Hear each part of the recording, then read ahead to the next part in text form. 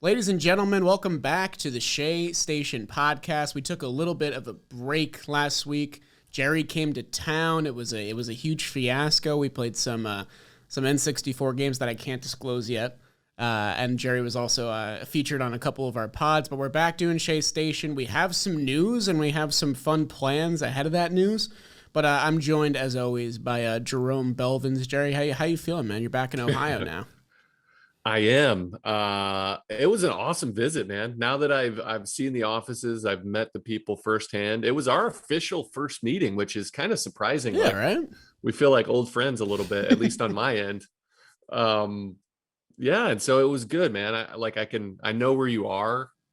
You know where I live? Is that a threat? Well, no, what I mean is I know, looking at the background, I'm like, oh, all right, I kind of know where he's at. That makes more sense. And so it kind of just gives us a little bit of, I don't know, familiarity. And your hat, by the way, is fire. I love thanks, that man. hat. Appreciate it. Yeah, I haven't busted out the black, blue, and orange in a while, but it felt fitting today. It's freezing in New York, so I wanted to cover my head with something, Oh, it's cold here too, man. It's nice, though. It's winter. It was like 60 degrees last week. I was able to go outside and play basketball, and I was like, this is nice, but it's also December 15th. Can we figure it out? What's going on? Yeah, it was kind of bizarre. It's one of those things where you're like, oh, this feels so good, but you know that you're going to pay for it on the back end with just harsh winter, extra long. You just know it's coming. Not great. Still no snow in sight, aside from a couple flurries, but I'm hoping we get a snowy Christmas or something like that. That'd be nice. I do. I love that. That's one of the best parts about living where we live is just the beauty of a nice fresh coat of white snow. It's beautiful. I've always said that the only days of snow that I like are the first day that it snows and Christmas. And sometimes the first day that it snows is Christmas, so it's double enjoyment for me. But after that, January and February, I don't give a shit. I just want it off the ground so I can park my car, It gets really hard. Yeah, I'm with you. I actually really like the cold. I like winter, being outdoor in the snow, sledding, that kind of thing. That's an amazing, and having two young kids, I'm super excited to introduce them to things like that. We went sledding last year, but he's 3.5. He doesn't remember it. Yeah. And I'm like, you don't remember it? We had such a good time. But he's like, no, man, I barely remember, what I had for breakfast. Hey, me and him are the same in that, honestly. Okay. I don't remember anything from age 12 prior. It's all a blur, all of it. That's called a dissociation with trauma. Yeah, sure. Something like that. Who knows? I don't remember. So you know what? Well, there you go. And what was I going to say? Yeah, I mean, parking in the Bronx is going to be terrible with the snow on the ground. So I'm hoping that I can just put it off until, some other things transpire. But we finally have some news. Hey, Mets fans, we got some news at last. The manager hunt is over. And the leading candidate is the one that got the job, which is something we didn't really get to say for the general manager, so that's kind of nice. Buck Showalter is in. It's his 5th team that he's going to manage, and the Mets were so giddy that they jumped the gun on their Monday announcement. It would have been announced today because Steve Cohen wanted to tweet it out on Friday, which I thought was really, really funny. That was tweeted out by Disha Thosar. But yeah, Jerry, your guy, he got the job. How you feeling about it? I feel good. I know it just feels right. Everybody came out in support. There's no, we've had some issues with background checks, that kind of thing before. First time managers, it was an issue. And it just felt like we needed a guy with experience. We needed a guy with a clean background, no issues of harassment or anything like that. And just experience, because we've had a hard time. And then the support of former players, guys that I've respected. You didn't read a bad thing, for an old school guy that kind of not have anybody come out and be like, I hated that guy. It's pretty shocking, because those guys tend to be more confrontational in a sense that if you're slacking, a lot of the new age managers will let players play, which is good. We're professionals. They'll let you go out and do your thing. And it takes the Buck Showalter approach where if he feels like he needs to get in your face or light a fire, he'll do it. And so for no one to come out and be like, that guy's not my favorite, it was refreshing. I'll just say that. So I feel like they got the right guy. I miss Bob Melvin. I still think that would have been perfect, but Buck Showalter is the right guy, I think. So Yeah, even with like the earth-shattering Mets signing Max Scherzer news, you still had people that are like, "Oh, he's going to be 38. Oh, he had dead arm at the end of the season." Like there are holes here.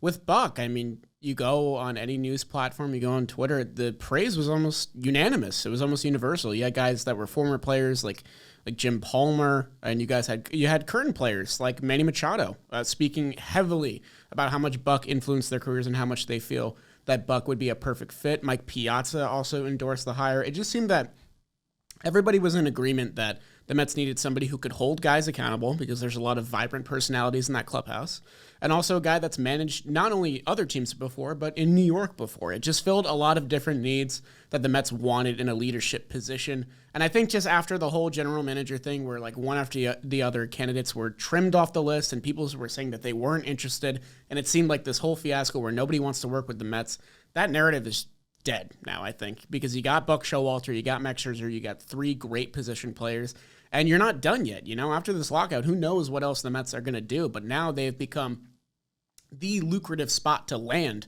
for players that still need a team, a new home in the offseason. So it's really exciting for not only right now, but what's going to come after when the lockout eventually ends. do we know the length of his contract? Did they come out with any of those details or stuff like that? So it's the richest manager contract in Mets history, and it's 3 years long. I think somewhere in the range of $9 to $10 million. But yeah, Steve Cohen wanted his guy, and he was willing to pay up for him. Is that for the whole shebang? I think so. I think that's not. I was going to say he's not getting. No, there's no way he's getting 10 money a year. That'd be fucking crazy. Listen, I think he's great, but I've seen him throw some money around. But no, that seems right. You know what I mean? I remember with the Nationals when Dusty Baker, like he took like a huge, like almost a slap in the face for the amount of money. And then he did a good job and he wanted to renegotiate. It just was. And then he got fired anyway. That was that's a whole nother story, but yeah, but that's what I feel like we've kind of circumvented here with the way they've approached things. They said, look, you're our guy. Here's a 3-year contract. That doesn't happen today. Everything's like trial basis year to year. And it doesn't feel right because you don't think anybody's got your back, but this is great. A good sign. I feel like this momentum of Mets fans and the team is building forward. And it feels good. It's nice to be on the positive side of things kind of consistently here. So yeah, it's been like a month of just positive things ever since that Steven Matz debacle where Steve Cohen felt disrespected by the agent. That's 3 weeks ago. That's not that long ago, and everything is just. It feels like different. Years ago. Exactly. It feels like it was at like the very beginning of the offseason. You mentioned Dusty Baker before, which I think is a really good comparison here because I'm going to talk more about Dusty with his current job with the Astros because Dusty came in the wake of the cheating scandal, in the wake of them winning the pennant but then losing the World Series, and he kind of had to pick up a lot of broken pieces, a lot of guys on down years like Jose Altuve, and string together a winning team in 2020. I feel like Buck is in a similar position. Buck has a very talented team, but they're mired in a lot of problems right now. Like Rat Raccoon is just the tip of the iceberg, with all these clashing personalities and underperforming seasons from guys like McNeil and Dom. You want a manager that is going to be able to connect with them and also bring out the best in them, but above all else, hold them accountable because, at the end of the day, these guys are getting paid a lot of money. They deserve to, act like they're, the shit because they are. Francisco Lindor is making $300 million. Max Scherzer's walking in with $43 million a year. These are guys you're going to have to corral and get to work as a cohesive unit. And I think their situations are very similar, which I find really intriguing. And hopefully it goes the way that Dusty went because he won another pennant this year. Didn't get the ring, obviously, but Dusty will get it eventually. Yeah, I think that's a wonderful comparison. That's a very similar situation, and it feels like the right guy, the right hire, because there's nothing that's going to come his way that he hasn't already experienced as his length of history of being in the game involved. There's no surprises, infighting in your team, the Rat Raccoon thing, which I think is hilarious, by the way, funny. Because I think it was the confrontation that everybody knew happened, and I just wanted to touch. I just think it was Lindor trying to like make a funny joke and half of New York just offended that he didn't just tell you the truth. To be fair, I had never seen anything like it. Like, I was watching the game live, and I, too, was like, I want to know what happened. But, like, 3 days after, and Rat Raccoon came out, and everyone was like, what the hell is this? After that, it, like, He settled. smiled. It was, like, tongue-in-cheek the whole time, but half of the people were so offended that, but I think he did it on, like, I know that he did it on purpose. He was just like, look, this is a ridiculous story. Nobody believes it, but instead of saying, no comment, this is his way of poking fun. And I appreciated it. I thought it was like he could have done better in his story. Sure. I mean, he had like 30 minutes to come up with it, so what, get on him. Yeah, and so I think it was, again, that would have been it would have just been brushed under the rug in a if everything, the ship got righted somehow. But again, I feel like Buck Showalter and Dusty Baker's a great comparison. Guys that just have been around the block, know what's going on, have a great reputation, and they'll be able to handle anything that comes their way. Yeah, absolutely. And, it also, this Buck hire, as it's being praised by everybody, is also linking us to some more rumors. And, this has been kind of a rumor podcast for the past couple of months, because that's, outside of signings, that's pretty much all you have in the offseason. The big one that has been floated around by some credible sources is that Carlos Beltran may be back in the cards for the Mets. Obviously not as manager. We just hired a new one. But there's rumors of him coming back as a bench coach for Buck or a special assistant to the GM. And nobody's denied these rumors, but nothing has come of them yet. But I think, if you want to splash and, add that first piece to the coaching staff, which will obviously be star-studded with Buck Showalter at the helm, Carlos Beltran returning would be really, really nice. I think that would be the right thing to do. The guy is one of the great baseball minds. He really is. There's the whole cheating thing. It's inexcusable. Of course. He obviously played a major hand in it. I think it is gross the way they cheated on that level. I really do think it's horrible. Being a pitcher and seeing the kind of outcomes that could have happened. But again, everybody deserves, this is America, right? You get a second chance. This is baseball. And everybody deserves, he didn't do anything that, I don't know. I feel like a second chance is worth it. I feel like he is a Met, he had a long storied history here. I feel like he belongs as a part of the organization. And I think it'd be smart for the team, for the organization to bring that guy back into the fold, because he does have tons of wisdom, whether he ends up a manager or not, or even on the coaching staff, just having a guy of that talent. Most superstars that are that good don't know how to communicate it, because it's just, a lot of it's just so natural. But from what I heard about Carlos Beltran, is his ability to speak on and share and help people with the way he can elevate somebody's game is so important. And to have that guy in the fold, just coming around, even if it's just for spring training, would be amazing get. So, I hope he comes back in some capacity. I think it's a great thing. Absolutely. And I'm of the opinion that you kind of have to pick a side on the cheating scandal. It either has to be, okay, it happened, it's part of history, you can put an asterisk on it, let's move on, or all of these guys should be penalized and they should be out of the league and they shouldn't be involved in baseball. MLB leaned one way. I mean, AJ Hinch is back in a job. Alex Cora is back in a job. The Houston Astros won the pennant last year. They were on the center stage for MLB. So why should Carlos Beltran be the only guy that's ousted from, participating in baseball, especially considering he's a fantastic baseball mind? I mean, Cameron Maben, before Buck was even hired, was endorsing Beltran as a manager hire. And, it cited him as one of the great baseball minds that influenced his career. And, you can't put a numeric value on influence and, personality and stuff like that.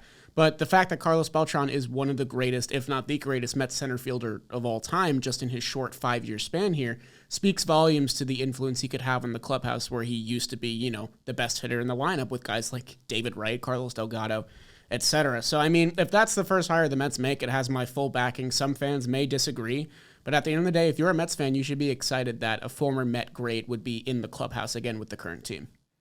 Yeah. I think it's all positive. And again, you can view it, you can hold him accountable. Has he really spoken on any of it? Because he kind of was just out of the spotlight. Yeah, I know he was in South America for a while, not vacationing, just like, staying down there. And he's kind of been away from the spotlight. He's sort of leaned into that. But I think, if the opportunity comes, he would take it. I think at some point he's going to have to address it. And I think the people understand that he should. But I think the baseball's better with him in the game. you feel however you want to feel about it, because I do think it's a gross thing. Like that's truly like horrible to me, the way they cheated. But we don't have to dive into that. I think this is a good thing to bring him back into the fold. Yeah, we can go on for hours talking about that cheating. Yeah, we scandal, could. but, you know. I've done it too many times. Like, I don't want to go down that rabbit hole again. But so let's focus on the positives here. Mets have a manager. The Mets have a stable chain of command now with a GM and a manager, and they've loaded their roster with talent, and they're not done yet. I mean, we can speculate about what they're going to do next, but obviously this lockout is probably a month and more time away from ending, so the Mets have plenty of time to deliberate and figure that out. But the key takeaways we need to make here is that the Buck hire was basically the first unanimous Mets hire or Mets signing that was met with praise that I've seen in like the past 5 years. There's always some hitch or some complaint that fans or other fans have about what the Mets do. But in terms of Buck Showalter, it's really just been, this is the guy. He hasn't won a World Series, right? Yeah, that's a bit, maybe the only hitch, but that's it. That's, again, there's not many of those people out there to get a job that, like, former World Series champions. Exactly. You know, but I've seen a little bit of that. But for the most part, like, it's almost scary how much positivity is surrounding it, because you're like, what's happening? Like, where's it at? But it is definitely a good thing. I know everybody in the organization that I've spoken to about it, it's just kind of like, all right, this feels right. It feels like a good fit. So that's all good stuff. And Dusty Baker is a great manager. He's never won a World Series. I mean, at the end of the day, like the playoff success we talked about before with Buck, he's only won one playoff series. But, you know, getting your team there is a whole debacle in of itself, and then that's a 5-game series to, you know, prove it and prove you're a good team to get to the next round. The thing that I really like about this hire is we mentioned experience a lot. There's only one Mets manager in history that has had more previous seasons of managing other than Buck Showalter, and that's Casey Stengel, the first one to ever do it. So Showalter has 20 seasons. Stengel had 21 before he took over the Mets home. He's 24th all-time in wins for a manager, 3-time manager of the year. We mentioned that last time. The big thing there is he's 3-time manager of the year with 3 different teams. And I think Ford? Oh, wait, he has 4 different teams. Let's make it 4. Oh, let's make it 4. I was going to say, yeah, he didn't win with one of them. But I definitely think this is probably the most talented team that Buck will ever inherit in his managing career. I haven't, but I can't see any better of a team, to be honest, because this is a stacked roster. They still, obviously, like you said, they still have some holes to fill, but World Series or bust kind of approach to things. You know, they've got like a 3-year window here with Showalter at the helm, and I think if they don't win a World Series inside of that window, it's a disappointment. So that's setting a high bar. But deservedly so. That's what you want. You want these expectations. You want this as an organization, as a player, as a coach, to have these high every team comes into spring training being like, our goal is to win the World Series, but not half of them just want to not lose 100 games. Yeah. The other half is like trying to sneak into a playoff. This is one of the, you know, the 10, 15 teams, probably 10 that think they really have a World Series, and 5 that realistically are going to be favorites. Yeah. And I think it's worth mentioning that I really did like the resumes and prospects of Joe Espada and Matt Quatraro. But exactly what you mentioned before, this is the team with probably the most immense pressure of any team in Major League Baseball right now. You were supposed to be a postseason contender last season. You didn't even make the cut. Now you're bringing in all this immense talent and a manager with this crazy resume. You want a guy that has been in these tough spots before, not a first-year manager, despite how good they might be in that role. I mean, you're dealing with an unknown variable when you hire a guy like Espada or Quatraro. And I did praise these guys, and I do think those guys would have been good hires as well. But for a team in this tight 3-year window to World Series or bust, and if you don't get there, it's a disappointment, you want a Buck Showalter at the end of the day. You want a guy that's done it. There's just too many things on the periphery, too many mitigating circumstances around just managing the team that a first-time manager, like, it may affect him. Whereas Showalter has been there, done that. There's so many, like, dealing with the media, handling, you know, there's just so much more that goes into managing a team on the big league level, apart from just being a good manager, that throw people off. And so he's been there, done that.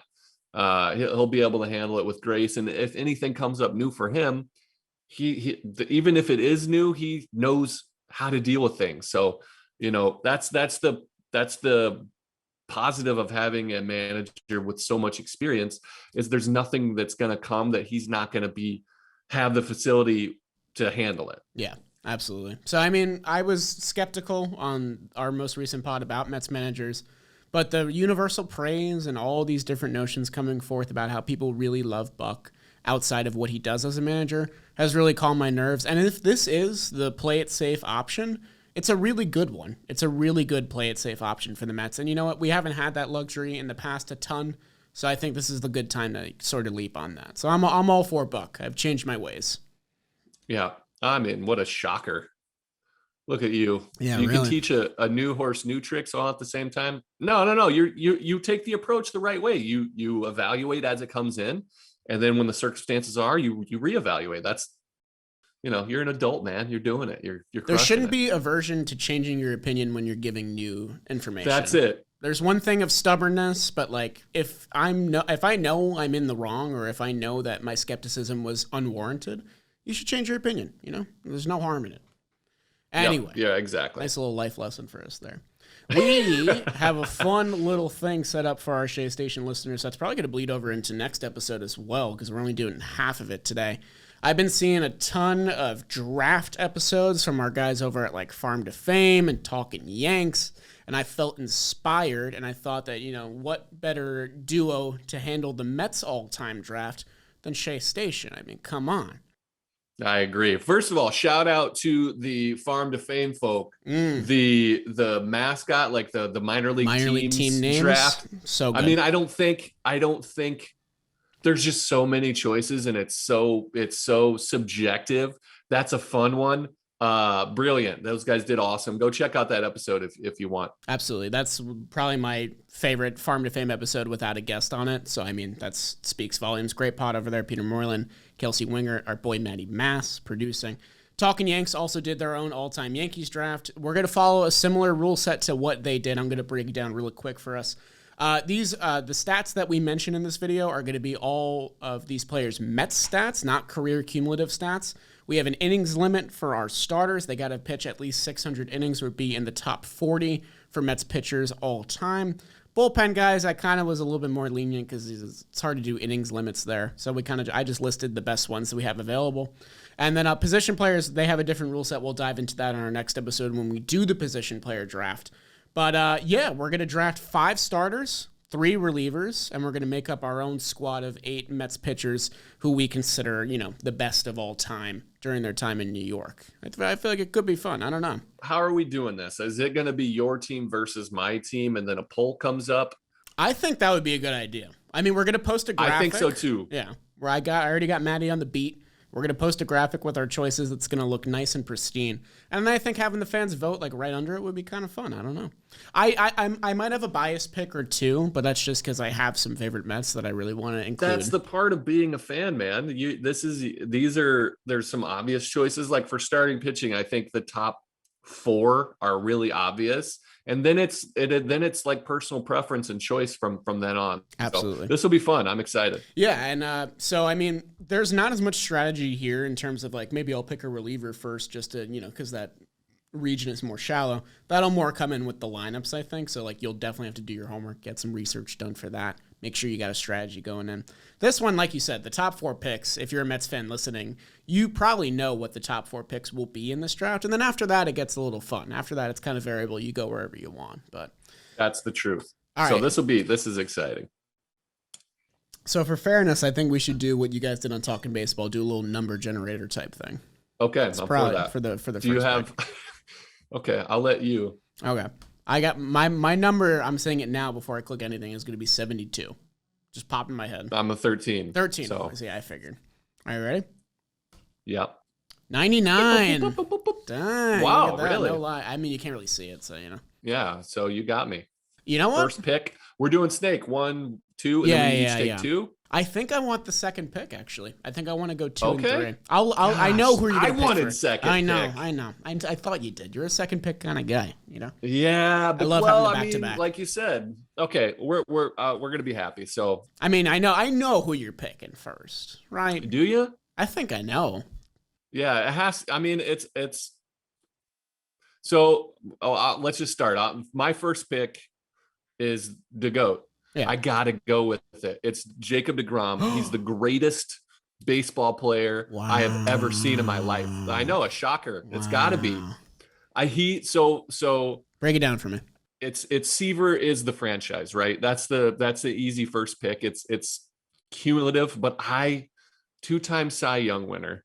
He is at a level of play right now that I think is even better than any particular chunk of time that even Tom Seaver had.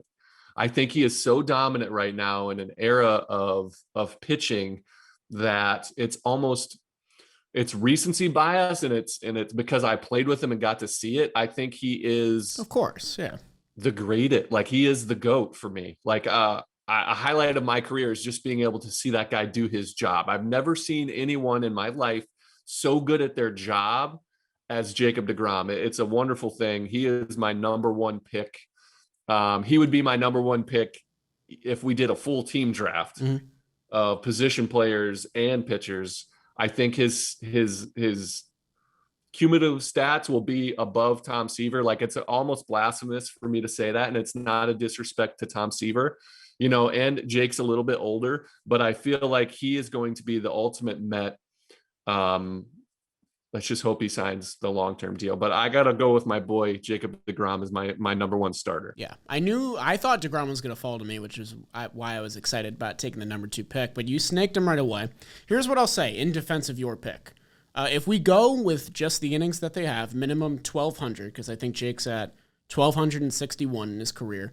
Jake has the lower ERA, 2.50 to 2.57. He has the lower WHIP, 1.01 to 1.08. And he's only about 1,000 strikeouts behind Seaver. And, Jake's going to go until he's old because he's just that kind of pitcher. I mean, the resume is that he's only one Cy Young behind, too. They both won Rookie of the Year. So, I mean, it's kind of just, apples and oranges at that point. But I'm sure the older fans listening are, trying not to veer off the road right now because you didn't pick Seaver first. I get it. I really understand it.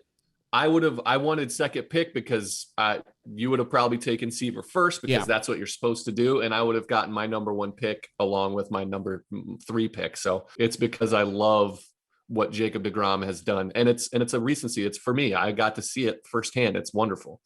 So, I mean, obviously with my number 2 pick, I'm going to go Tom Seaver because he fell to me. I mean, it's a win-win scenario either way. You either get Seaver or you get Degrom. I mean, Tom Seaver, the franchise, 10-time All-Star with the Mets, 3-time Cy Young, 1 Rookie of the Year, won the '69 World Series. The resume goes on and on and on and on. 3,000 innings, more than 3,000 innings with the Mets, which is pretty crazy. You'd think that Seaver would have been an all-time Met. He sadly wasn't because of whatever management was doing back then. Who the fuck knows? But it deserves an F-bomb. I appreciate for sure. it. Like, what the fuck? How can you trade Tom Seaver? I mean, seriously. Dude. I mean, even at the time, watching. Even Seaver was like, dude, what? Yeah. So, I mean, Mets better not let that happen with Degrom. That doesn't knock his legacy to me. It's not his, he wanted to be here. He came back. I mean, so that's got to count for something. Yeah, I mean, that's an easy. I don't even think you have to dive deep. He does deserve the attention, all the accolades. He's wonderful. 3 and 4 here are we know who they are, but it's a little tough. And I think I want to span different eras with the top of my rotation. So I'm not going to take Jerry Kuzman third, even though Jerry Kuzman is awesome and sort of like the Scottie Pippen to Tom Seaver's Michael Jordan. I'm going to go Dwight Gooden just because I want a 69 Met and I want an 86 Met at the top of the helm. I think that'd be a lot of fun. And also Dwight Gooden just had maybe the best Mets pitching season of all time in 85. I mean, it's kind of hard to argue against that. And, Doc was so good for us. I know a lot of things happened in his career. He went to the Yankees, not great, doesn't help his resume a lot. But, I mean, when you look at his stats, it's hard to argue anything. He has the 3rd most innings with the Mets of all time, 3.10 ERA, 1.18 WHIP, all these things. 4-time All-Star, won the Cy Young, won the Rookie of the Year, won the World Series. Number 3 is pretty easy for me. I'm going Dwight Gooden. And I think Seaver and Gooden at the top of my rotation, I can kind of move. I think I'm going to move away from rotation on my next pick. I'm just going to say that. So, I mean, that's perfect. I think it worked out great because I'm going to take Jerry Kuzman. He is my number 3. Yeah. So I got to go with the current Mets, kind of new era Met with Degrom. And then I backed that up with Jerry Kuzman, who I think, not just because we share a Jerry, I think he's very underrated just in general. You don't hear enough about him. His stats, his longevity, just an amazing career. And I feel like he's almost a forgotten Met in a sense, even though, you see, banners and stuff for him all over the place, but you don't see enough Jerry Kuzman jerseys in the stands. You'll see a bunch of, Strawberry and Doc. I just feel like Kuzman, and it's a cool name. Kuzman looks good on a jersey, like solid. It's the 2-syllable first, 2-syllable last. Jerry Kuzman. It just works, And I mean, if in today's game you'd hear Kuz easily, right? Like Mike Moustakas gets moose. So I mean, yeah. So that's a 1-2 punch. I mean, the top four was pretty easy. And I just want to say, like, we're talking about the best 1-2 punches in Mets history because we got Degrom and Scherzer now. If you ask me for my next favorite, it's probably Tom Seaver and Jerry Kuzman, right? I mean, maybe somebody with the 86 Mets, but they kind of had like a good 1 through 4. But the top of the Mets, like 1-2, I like Seaver and Kuzman. All right, so it's my pick. Yep. You kind of tipped your hand here a little bit, so I got to jump out in front of it. I've got to go reliever here. Okay, don't take my guy. And again, this is a 1-2 punch that I think sits at the top. There's two people basically, and I've got to go with John Franco. I have to take him. Okay. One of the greatest left-handed relievers of all time. Amazing amount of saves. He's around the organization. I've seen him at the stadium all the time. He comes around. A great human being, a New York staple. John Franco is a legend, and for a good reason. I think his presence in the organization, people fresh in people's mind all the time. I think he's my number one pick from the relievers. Yeah. I think he would be on anybody's closer list. Just an incredible career. So I'm taking John Franco at the top. I always think about him striking out Barry Bonds, NLDS game. That's it, 2000. Right? Dominate. So good. So good. Yeah, I mean, John Franco, he was going to be my number one reliever pick. I did tip my hand. I kind of don't know why I did that, thinking that you just wouldn't follow up, but kind of a poor move on my end. The Mets have just had like so many good, iconic left-handed relievers, and I feel like, most of our bullpens here probably going to be made up of lefties. I got back-to-back picks here, so I can kind of mix and match. You can do what you want here. My first reliever choice may be shocking to you, but I'm looking at my notes here, and I'm thinking about it in retrospect. You have Jerry Familia, who's like third all-time in saves. Armando Benitez, he's second. Both great relievers. Both had, messy postseasons when they got there. That's sort of what I remember them for, which is, unfair, but that's how it is. I'm going to go with the guy that didn't have a ton of seasons as a Met, but when he was here, he was arguably the best Mets closer that they've had outside of John Franco. I'm going to take the guy that should be in the Hall this year, barring he gets enough votes. Billy Wagner is going to be my first Mets reliever pick. Now, let's talk about it, because Billy Wagner, he was an Astro, he was a Brave, he was kind of around the block, but when he was with the Mets back in those 06 through 08 seasons when the Mets were getting serious about trying to win a World Series, he was dominant back there, man. 2.37 ERA, 183 games. Came in and did it every year, made 2 All-Star teams. Even in this short, tight window of like 3 years, 101 saves. That's pretty fucking good. So that's incredible. Billy, if you don't know already and you're undervaluing relievers on your ballot, Billy Wagner deserves to be in the Hall of Fame. He's arguably maybe the second best reliever of all time, I would say, behind Mo. And you got a lot of relievers coming through the pipeline, maybe making it into the Hall eventually. Billy Wagner should be at the top of your list because he is stupidly good. And I think that because he was such a quiet individual, not a huge personality, just kind of went out there and did his job, people kind of undervalue him for that reason.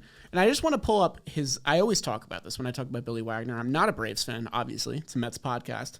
Billy Wagner's last season was in 2010 when he was 38 years old. 38 years old and still closing games. That's how old I am right now, just so everybody knows. Not crazily old, but for a pitcher trying to hack it as a closer, that's tough. In his last season, 2010, 38 years old, 1.43 ERA, 71 games, 37 saves with the Atlanta Braves, made the All-Star team, and then he went out on top, which you cannot say for a lot of relievers because they go until they can't anymore and they get replaced because it's expensive to bring relievers because, whatever, MLB BS, whatever, fine.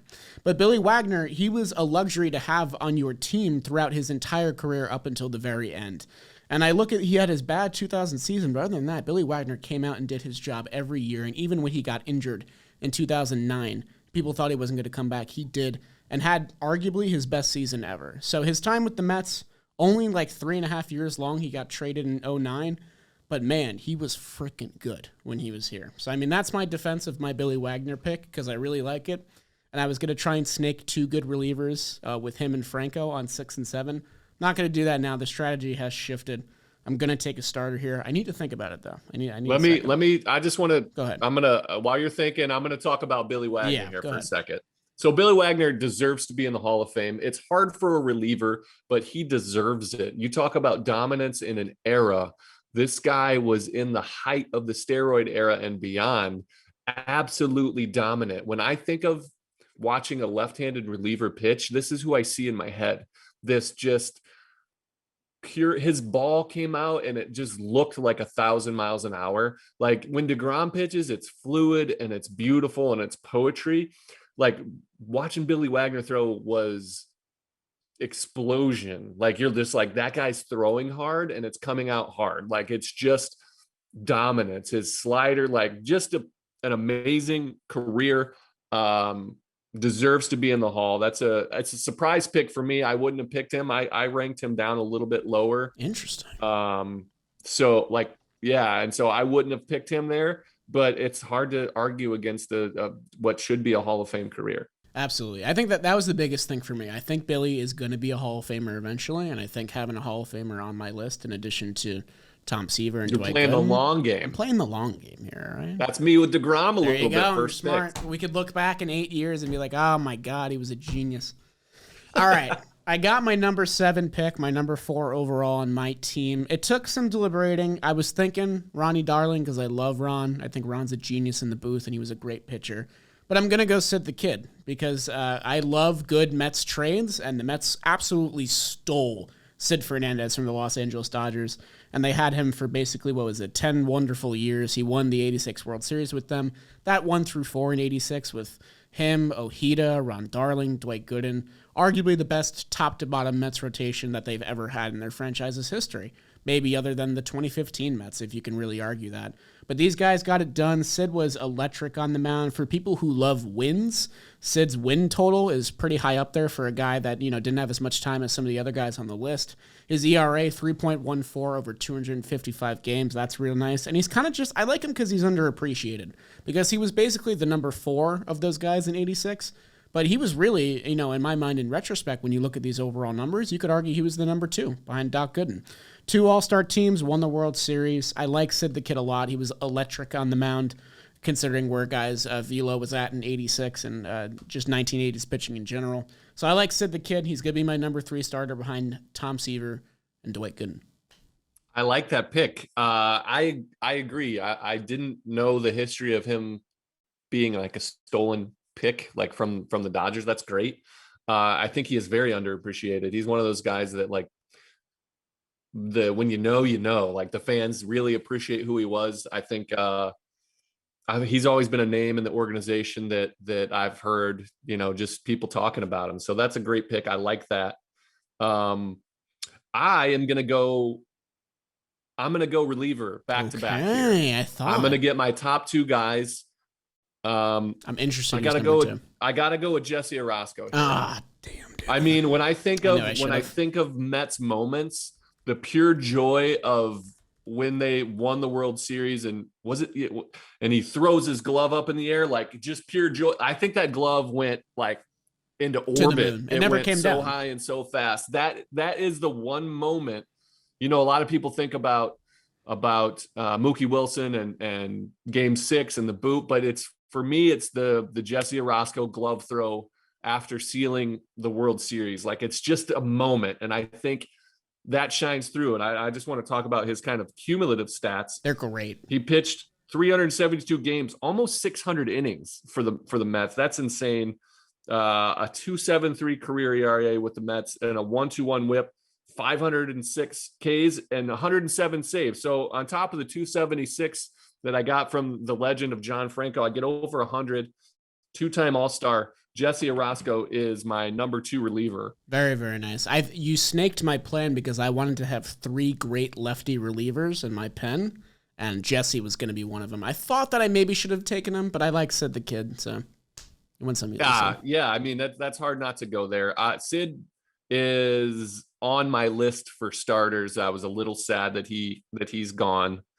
So I'm gonna go with my number 3 starter here. I'm going to go John Matlack. Okay, I like that pick a lot. I think he's another one of those guys that just is underappreciated. I mean, he came up at 21 years old for the Mets, pitched unbelievable, 3-time All-Star, just had that 3-year run for the Mets. I'm looking at some stats here. Just reliable. Look at this. At his first full season, 32 starts, 34 starts, 34 starts, 32 starts, 35 starts. That's a 5-year span. That's crazy. It's insane. Like, that is as reliable as it gets. You want to do the complete games too? It's 8, 14, 14, 8, 16. That's crazy. That's crazy. That's crazy amount. 65 complete games for the Mets in 7 years. Wow. And you know what? He gets shafted a little bit because he's not part of these World Series teams, so he doesn't get remembered as much. It's a shame. That's it, because like I was a part of, I can't even remember what year it was, but like I go through deep dives and you think about looking at the media guide for a while. I was like a couple of years in the organization before I even heard of him. And then I looked and I'm like, wow, this guy had just an amazing run. Unfortunately, he went to Texas for the last half of his career, had a great run in Texas his last 6 years. But his cumulative numbers, 82 and 81 with a 3.03 ERA. Just an amazing, almost 1,500 innings, just a pure dominance. He won the Rookie of the Year, 3-time All-Star, finished 6th in the Cy Young voting. I got to go with my man. He's just an incredible career. So Matlack is my number 3 starter. The 1 year he got to pitch in the playoffs, or my 5th pick. The 1 year he got to pitch in the playoffs, which was 73, threw a shutout in his first start against the Reds. They won the NLCS, went to the World Series against Oakland. 3 more starts, 2.16 ERA. So, like, the one chance he got at playoff greatness, he killed Dominant. it. Crushed it. And that's out of your control. Yeah. So when you do get that chance and you're part of a team that makes that shows you kind of when the game's on the line, when the season's on the line, you want that kind of guy. Yeah, Jerry, I absolutely love that pick. I don't think I would have thought to pick him, and then as soon as you said it, I was like, that's genius. That's a great number 3. I also want to say that you have 5 J's on your team right now. Jacob Degrom, Jerry Kuzman, John Franco, Jesse Orozco, John Matlack. So there is a theme. I didn't realize there is a theme here. There is. All right, I got to think now. There's a lot of fun picks I can have here, and I think I just might finish my rotation with these next 2 picks. Wow. I think might. Okay, that's smart. I dig it. I think I know one that I definitely want to pick because of bias. I'm going to save him for my next pick, I think. But I also I have a feeling that you're going to snake my reliever again, which I'm worried about. But maybe you're like saving your last reliever pick for later because you already loaded up. I mean, dude, you're holding your cards backwards so I can see your whole hand. I know. I'm a talker, man. I suck at poker. My poker face is terrible. All right, I've made up my mind. With the number 10 overall pick, my 5th overall pick, my number 4 starter. He's mostly remembered as a Yankee these days because of his work with Yes Network and, of course, Jomboy Media on Towing the Slab. Shout out them. David Cone, he's going to be my number 4 guy. He actually, most fans don't know this, he has more innings as a New York Met than he does as a New York Yankee, which is why he didn't qualify for the Talking Yanks draft, so they couldn't even pick him. Yeah, I was surprised to know that. When he showed up on the list, I was like, no, he can't. Exactly. That's what I thought, too, when I was researching, and I was like, no, he's there. Yeah, I mean, over 1,200 innings with the Mets. So people can forget pretty easily. 2-time All-Star, over 1,000 strikeouts, 3.13 ERA. I mean, if I go to his baseball reference, which is always nice to look at, he had an illustrious career, bounced around a little bit towards the end, but he was with the Mets from 87, just missed that 86 team because he was with the Royals. Then it goes all the way to 92 and he gets traded. So, I mean, his tenure, it doesn't seem like it's the longest of his career with the Mets, but that's just the case, which a lot of fans may be shocked at. Obviously, Cone got better as time went on, had some illustrious seasons, winning some deep postseason runs. But I really like Cone as my number 4 here. I feel like he's kind of a sneaky pick because he could easily be a number 2 or something like that. I thought when I picked Sid that I might lose out on Cone, but I also really like your John Matlack pick, so I would have been happy with either. I'm going to take Coney, number 10 overall. And then my number 5 starter, there are some better guys on this list. I feel like I'm snubbing Ron Darling just a little bit here because of how reliable he was with the Mets, how many innings he had. He's not my number 5 starter. I'm not taking him. No more 86 Mets for me. You could argue a Tom Glavine. You could argue a Bobby Ojeda. You could even get into the 2015 guys like Noah Syndergaard, or Zach Wheeler, maybe some Johan Santana. But my number 5 starter is my favorite Mets pitcher of all time. Sorry, Jerry, it's not you. I know. It better not be me. My number 5 starter is going to be Ari Dickey, who had the most improbable season maybe of all time. And this is for a couple reasons. One, Dickey means if anyone watches my videos, you know that I made a video on Ari Dickey. He has an incredible story full of a lot of heartbreak and triumph, near-death experiences, abuse survivor. He has an incredible story outside of just his pitching career. But when you dive into his pitching career, it's just as incredible. The guy was born without an ulnar collateral ligament. And for those who don't know, you kind of need a UCL to be a great pitcher. You kind of need that to, have velocity on any of your pitches and, pitch. You can't tear it if you don't have one. Exactly. So he never had Tommy John. You don't need Tommy John if you don't have the ligament. That was his advantage. That's how I feel about when I played. Josh Donaldson has these huge calves. Yep. And he always is like calf strain. I'm like, dude, I don't have any, so I can't strain them. It can't hurt me. Ari Dickey went with the no UCL. So he doesn't have to worry about Tommy John. Great strategy by Ari. Crazy. First round draft pick. And then he went through his physical and they're like, dude, you don't have a ligament. That's bananas. Yeah, his initial contract went down to 10% of what it originally was when they found out he didn't have a UCL because they were like, oh my God, this is like the most damaged goods of all time. He came up with the Rangers in his first start ever. He gave up 6 home runs in 2 innings, which was like the most for a single start. Yeah, no, that's like crazy. I didn't know that. That's crazy. And it was against the Tigers team that lost like 120 games or something. So the worst possible start you could have had was Ari Dickey's first start. He toiled for years and years, found his way to the Mets, and just had a 3-year run. That was incredible with these 2010 through 2012 teams that didn't do much. They were kind of mired in mediocrity, had injury problems and all that. But Ari Dickey was sort of the one constant that was building up to the new frontier rotation that they got in Degrom and Syndergaard and all that. In those 3 years, he obviously had the 2012 Cy Young year where he had a 2.73 ERA, 33 starts, 5 complete games. No one's had more complete games in a season since R.A. Dickey's 2012. Won the Cy Young, made the All-Star team, got some MVP votes. And the big thing for him is legacy, because without R.A. Dickey's Cy Young season and the great trade made by the Mets, we don't have Noah Syndergaard, we don't get Travis d'Arnaud, and maybe those 2015 Mets are missing a couple key pieces that they need to make the stretch run there.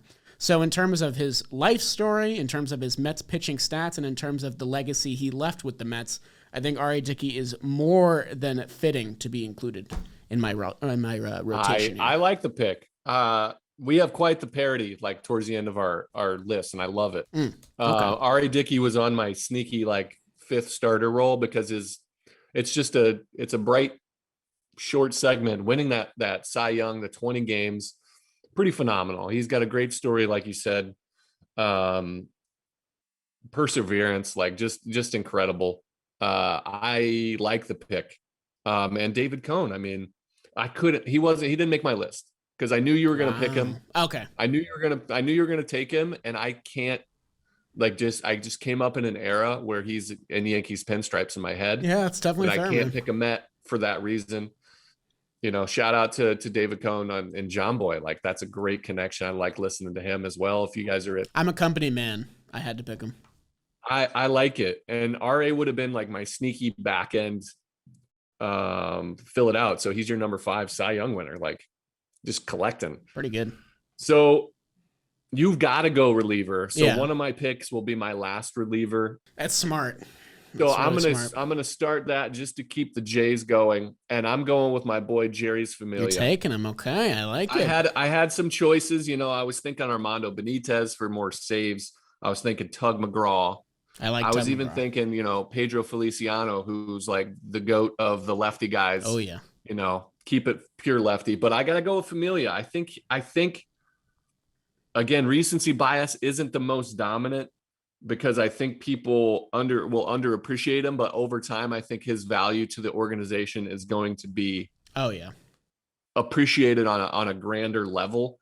And he loves the Mets. Like, this is another thing. Like, he loves New York. He loves playing in Queens. He is a diehard Met fan in his heart, his soul. He is blue and orange. Like, I don't think that can be overstated enough. I think Mets fans, again, will appreciate a guy that just wants to be on this team. You'll see it. He'll talk about it this offseason once they're able to talk it, but he wants to come back. Oh yeah, for sure. Like, he's very motivated to be a Met, and that's a wonderful thing. I think a fan base with such passion about their organization appreciates that. So let me just give you some numbers here. His numbers are really nice, man. I mean, they are. Even his down years with the Mets, like the 2019 season was up and down for so many people. He had struggles big time, but 76 games, 76, 78, 70. Like, the guy, here's his 10 years with the Mets. He's got a 3.27 ERA, including that over 5 he had. He's 469 games, 233 games finished, 124 saves. Like, he is on the all-time list.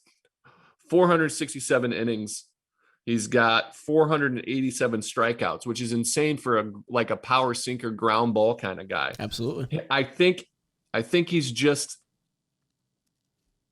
going to be like a fine wine for the Mets. He's going to age well in the uniform. People will appreciate him. He's going to be on everybody's all-time list, I think, in years ahead. But a lot of people have a hard time letting go of that 2019 season because it's very frustrating and fresh in everybody's mind. But I just wanted to round that out. Shout out to Fama, one of the nicest human beings on the planet, wonderful teammate, and a great all-time Met. And also, his only other team that he's ever pitched for is the A's. There you go. Oakland. He's my guy. Mm-hmm. He couldn't get out of there fast enough and come back to Queens. It's so weird looking at pictures of him in Oakland. It's so strange. But I had to take him there because I got to break up my Jays. I've got 6 guys all starting with J. I could have gone a number of ways here for my number 4 starter. Ron Darling popped in my head, and then like the flash in the pan, I can't pick Zach Wheeler, because of how dominating he is now. He'll be a Philly. Like, what he's doing now, he's going to be known for his next few years because he is in his prime right now. He's found another level. Could have been like a Syndergaard who had a great run. And I thought about Matt Harvey here too, because of just how bright his light was, all-star game starter in Citi Field, like just an amazing run. But I'm going a little bit different here. I am going to go with my man, Craig Swann. Oh, wow. Craig Swann. So we talk about underappreciation. This guy is like a Met all-timer. Mm-hmm. 73 was his debut, and he retired after the 84 season. And he was with the California Angels. He only pitched 2 games for them. But outside of that, in his amazing career, all Mets. That's something that I think gets undervalued. But when you're talking all-time guys, I think he's an all-time Met. In the 78 season, he led the league in ERA with a 2.43. Yeah. Like just a pro, a consistent pro, never the most dominating guy on the team. He's always your number 2 or number 3. Reliability, availability, consistent. So here's some of his numbers. Give them to me. 12 years with the Mets, like 59-71, like win-loss record, not great, but he's got a 3.72 ERA with the Mets, 25 complete games, 1,200 innings, under the hit per inning. Just a great run. Not a strikeout guy, a ground ball guy. Just a wonderful, and if I can get that as my number 4, just cumulative underappreciation and Craig Swann, all-time Mets, you got to go with a Met, and that's what I picked at number 4. I love that you have Matlack and Swann back to back, because you're going for like the underappreciated good Mets starters, because the Mets have always have good starting pitching, always. That's right, and there's a lot of names that stick out, and then there's guys that people forget about, and I have an affinity for guys to bring. I like making somebody go, oh yeah, I forgot about him, and just be like, that's one of my favorites, or the people that really appreciate him are like, thank you for seeing me. I feel seen. You might have pissed off some older fans by not picking Seaver first, but when you took Matlack and Swann, I think you won them back over completely. Yeah, I'm and I broke the J's and went with a guy named Craig. I really did think you might have took Johan Santana just to have another J in line. I really did. And again, that's one of these David Cohn things is I can't picture as good as a run as he had. He's a twin to you. Yeah. He's a twin to me because I watched that dominance. It was so pretty you have that importance to you if they have to look like a Met in your mind. That's how, for me, again, we're talking all-time Mets. That's how I view things, and like Cohn, and I feel like he wears a different uniform in my head. So. And like you can argue that on my team, like Billy Wagner, you don't really think of him as a Met. Maybe David Cohn and Ari Dickey, you don't think of them as Mets, but their Mets tenure, pretty freaking good. All right, so we got 3 picks left, right? I got 2 picks for my relievers. You got 1 pick for your number 5, correct? Yep. Cool. All right, so you have a ton of great starters left on the board. Just to read them off real quick, you have Ronnie Darling still there. You have Al Leiter still there. Who else we got here? Tom Glavine, Bobby Ojeda, Zach Wheeler, Noah Syndergaard, Yohan Santana, Matt Harvey. So you kind of have a tough pick here because I would take any of those guys as my number 5. It's going to be tough. I'm kind of deciding as we speak based off, I think. My reliever strategy, it wasn't great for this draft. I'm not going to lie. I feel like my bullpen is going to be weaker than yours by default, but I have some fun choices here. I'm looking at, so Jerry Smiley was a good pick by you. I think he was going to be a part of my bullpen because Mets fans, if you don't realize, go look at his baseball reference page. He is one of the best Mets relievers of all time, just in terms of Mets stats only. I really would have loved to have Jesse. You got the top 3 relievers on our little Excel sheet here. I guess I have to take Armando Benitez. Here's the thing. I was raised a Mets fan by my father, and my father's most hated Mets reliever of all time is Armando Benitez. My dad, like me, always wanted the Subway Series World Series, and Armando just did not have a good go of it in that 99 to 2000 run. He just was not the postseason pitcher the Mets needed, and that's all that sticks out in his memory. But when we look at Benitez's numbers with the Mets, and you may think of him as an Oriole more than a Met because he had plenty of time there as well. Here's the thing with Benitez. He has a 2.70 ERA, 347 innings, 1.13 whip, and he has the second most saves of any Mets reliever all time, 160. He made the All-Star team with them, got to go to that World Series in 2000. The resume is here. If my dad is listening, which he probably is, sorry. I hope that you'll still call me son. Because I could already hear him returning your Christmas gifts. It's bad. It's bad. He hates Armando, but he hates Familia. I can't believe you picked him. Yeah, he doesn't like Familia. I feel like there's some deeper seated issues that we can delve into at some point. Yeah. There's some anger there for you and your dad. I hope your relationship's good, but this seems like I'll give you a chance to back out of that pick if you want. I'm gonna stick with it because I'm a numbers guy first and foremost, and Benitez You're getting coal in your stock. Yeah, a little bit. I mean, my dad, he'll come to appreciate Familia over time. He'll never appreciate Armando Benitez. That's just how it is. So he's going to be my number 2 reliever in my pen with Billy Wagner. And then to round it out, I have some choices here. I like Roger McDowell.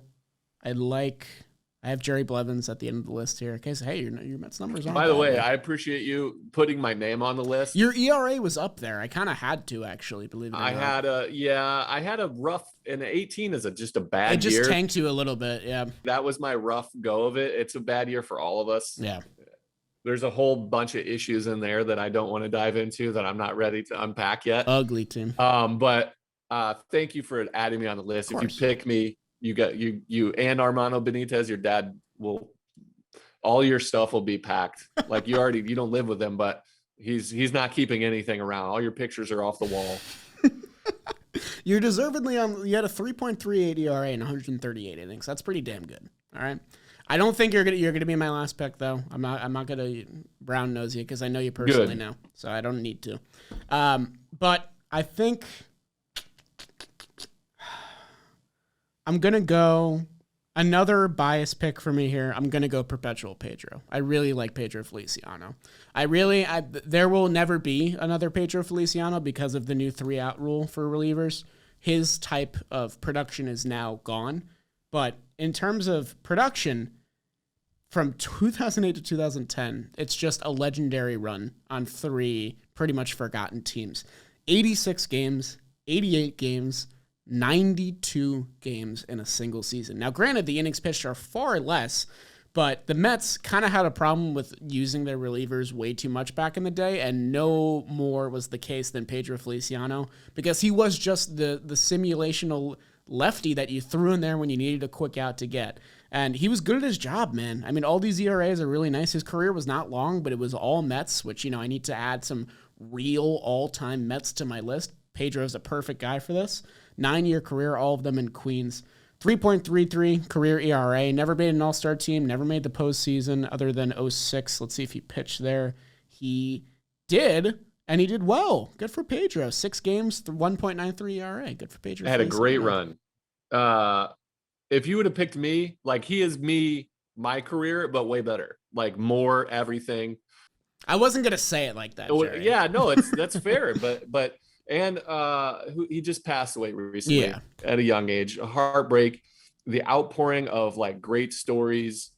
I never had a chance to cross paths with him, but like mutual friends, mutual people that I respect. I mean, literally say the nicest things about this guy as a person. So on top of just being a great pitcher and a Met, all-time Met. Yep. Didn't wear another uniform. He was universally beloved. I really loved the outpouring of support, of course, when he tragically passed. The one thing that I'm thankful for, in a weird way, because you should never be thankful that a player's career is ending, but if Pedro did make it back to the league in 2014, he would have been wearing a New York Yankees uniform because he was at their spring training site and at their minor league site. So I'm kind of happy Pedro never went cross town and pitched for the Yankees. That's okay to say. Yeah. It's not anything against Pedro. Feel the same way. That's fair. Yeah. It's not against him, but that you love the Mets. That's fair. I will never fault anybody for their love of the game in some form or another. Exactly. Like I just want to highlight you 08, 09 and 2010, 86 games, 88 games, 92 games. That is just crazy. Bananas. That is absurd.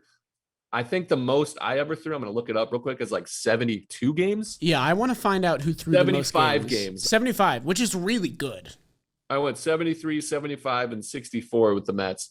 Like, I'm not even close. That's incredible. Like, that's so many games. So like, and we talk about dry humps. That's definitely dry humps. So I like your list. I have one pick left. Are you ready? Hang on. And then just for reference, I want to pull this up. Oh, go for it. For the most games by reliever this year, 81, Brian Shaw of Cleveland. And that's still 5 games off Pedro's lowest total from that 3-year range. That's crazy. So, I mean, just wanted to touch on that. Different era of being able to pitch. You know, you got the 3-batter minimum, that kind of thing. And then you got your last pick. Yeah, man. So I have the last pick, my 5th starter. And so I kind of bounce back and forth here. Okay. So I'm going to so I've got Degrom at the top, Jerry Kuzman, John Matlack, Craig Swann. So I have reliability already. So that eliminates a guy for me like Ron Darling, who's well-deserved because he's just cumulative, like nothing amazing, never a Cy Young, anything like that, but just a great pitcher for a long time. The same goes for like a Zach Wheeler we talked about, a Noah Syndergaard. So my 5th starter, I'm going to go for the wow factor in a brief period, and I'm taking the Dark Knight here. I'm taking Matt Harvey. I like it. I do. And it's a sign of respect for how good this human being was in a short amount of time. Tommy John followed by thoracic outlet. Which is crazy. Yeah. Yeah. That's a tough run of it. Like, that's a tough go, but I'm just gonna read. So in 2012, his debut, he had 10 starts, had a 2.73, 59 and a third innings, 42 hits, 70 strikeouts. So just came up and wowed immediately as a 23-year-old. Yep.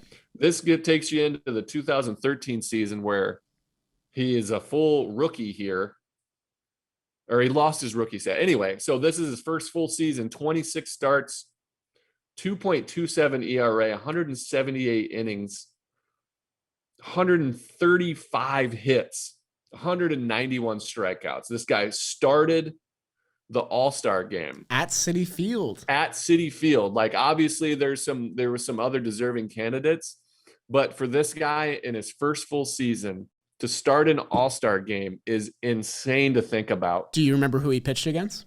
I don't. Max Scherzer. Oh, that was 13. That's right. Detroit Tigers. I mean, he was all over baseball. He was a superstar. He was doing TV, making appearances, magazines, ESPN The Body Issue. Like, this guy was fire. Yep. He was a shining light.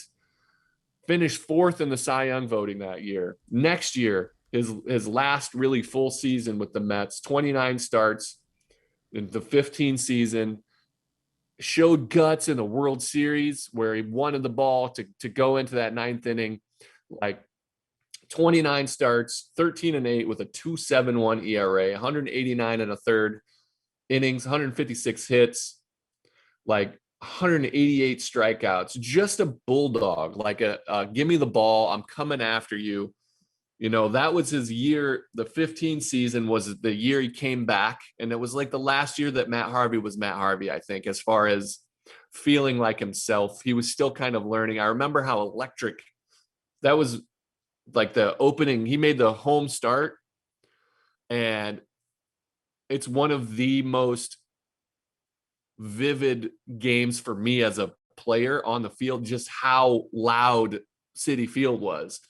And he went like punch out, gave up a homer, unfortunately, to Chase Utley. Ugh. And then struck it out. But still, like, it went like the elevation, the excitement in that stadium, and it was like he came out to, like, back in the saddle. It was a great feeling together. That guy had just a shooting star of what could have been as far as health wise. The guy still made a career for himself. He's still out there doing it. But as far as all-time Mets goes and highlight of a short stint and just pure electricity and dominance, I think of those guys to round out my rotation, I think Ari Dickey would have been the number one just because he's only here a couple of years, but I think Matt Harvey fits that right at number two, and I'll take that as my fifth starter. They're a very similar mold, which is why Matt Harvey was going to be mine if you snaked Ari Dickey from me. Instead, you snaked the bullpen, which was just as smart. But people can forget just how heavily Matt Harvey swept the entire baseball nation when he was at his peak. I mean, that 2013 season, I'm still in the early stages of my fandom. I'm still watching these pretty bad Mets teams. But Matt Harvey became your instant favorite because he's the first of this crop of new Mets starters that are coming through the draft pipeline and just dominating as rookies as soon as they get to the show. He was incredible. I remember the body issue pretty well. And, the MLB has some trouble marketing their players. But Matt Harvey just kind of marketed himself. Like, he was on the Late Show. He did that thing that Aaron Judge does where they walk up to strangers and they, do you know Matt Harvey? And they show him a picture and then you realize that it's him. Very funny. Yeah, I remember that was the first one. Yeah. I think he came before Aaron Judge, obviously, because 2017. In an era when the Mets are terrible. Yeah. You had this guy. Like, he transitioned from he was the guy on a team. Like, I picture him on the mound for that. That's like for that 3-year window. He's it for me. Yeah. And you go from 2012 Cy Young Ari Dickey straight into All-Star game starter Matt Harvey, back-to-back seasons.